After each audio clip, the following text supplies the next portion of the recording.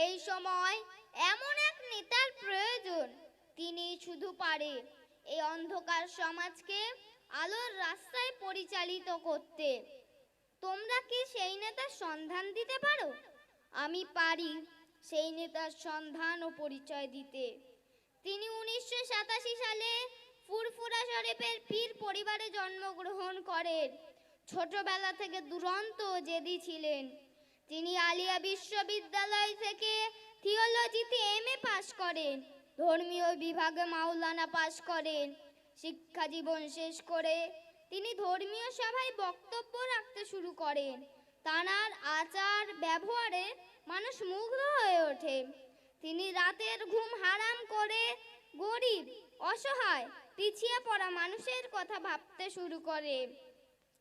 তাই সর্বপ্রথম 2016 সালে আহলে সুন্নাতুল জামাত নামে একটি অরাজনৈতিক সংগঠন প্রতিষ্ঠিত করেন।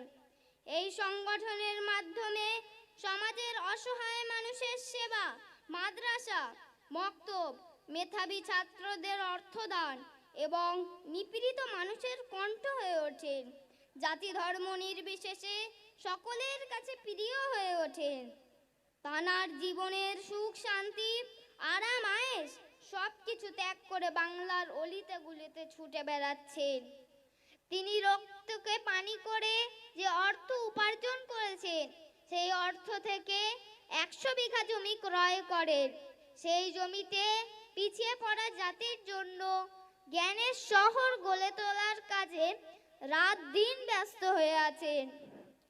আজ আমরা যেটা বিপদের মুখে ভাবছি, তিনি সেটা আজ থেকে 10 বছর আগে অনুমান করেছিলেন। সেই সময় থেকে এই জাতিকে বাঁচাবার সব রকম চেষ্টা করে চলেছে। শেষ পর্যন্ত তাঁর একমাত্র ছোট ভাই নওশাদ সিদ্দিকীকে রাজনীতির ময়দানে দাঁড় করিয়েছেন। কিছু মুনাফিক মুসলমান ও কিছু দেশদ্রোহী তাঁকে সমাজের কাছে দেশদ্রোহীর দালাল বলে চিহ্নিত করার চেষ্টা চালাচ্ছে। এসবকে তোয়াক্কা না করে 24 পরগনা, মালদা, মুর্শিদাবাদ, মেদিনীপুর, হাওড়া, হুগলি, এপার বাংলা ও ওপার বাংলা দাপিয়ে বেড়াচ্ছেন। ইসলাম মানে শান্তি ও ঈমান কথার অর্থ বিশ্বাস, সেটা তাঁকে লক্ষ্য করলে বোঝা যায়।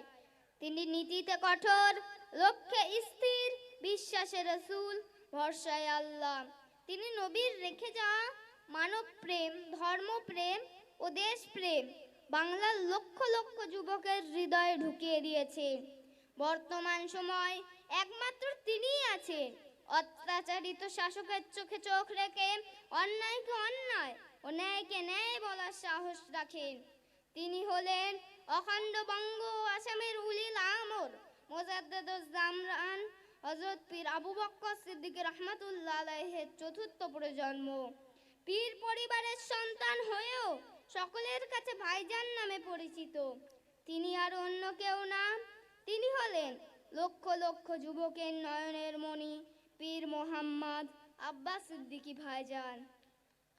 যদি আমরা সবাই মিলে এই নেতাকে সম্পূর্ণভাবে সমর্থন করতে পারি এবং তাঁর ক্ষমতার হাতকে শক্ত করে তুলতে পারি, আমার বিশ্বাস এই সমাজ ও এই বাংলা নতুন রূপে আবার সেজে উঠবে।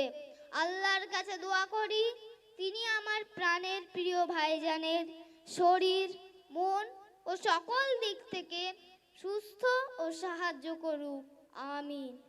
কবির ভাষায় শেষ করি। সংখ্যায় কম বলে ভেবো না মোরা দুর্বল, মারতেও পারি, মরতেও পারি, ইমানি শক্তিতে মোরা অনেক সবল। এদেশ আমার, এ রাজ্য আমার, তোমরা জেনে রাখো সংবিধানই দিয়েছে এদেশে মাথা তুলে আমাদের বাঁচার অধিকার। জয় হিন্দ। ভারতীয় সংবিধান জিন্দাবাদ। পবিত্র ভারতবর্ষ জিন্দাবাদ। আহলে সুন্নাত ওয়াল জামাত জিন্দাবাদ। প্রাণের প্রিয় ভাইজান আব্বাস সিদ্দিকী জিন্দাবাদ।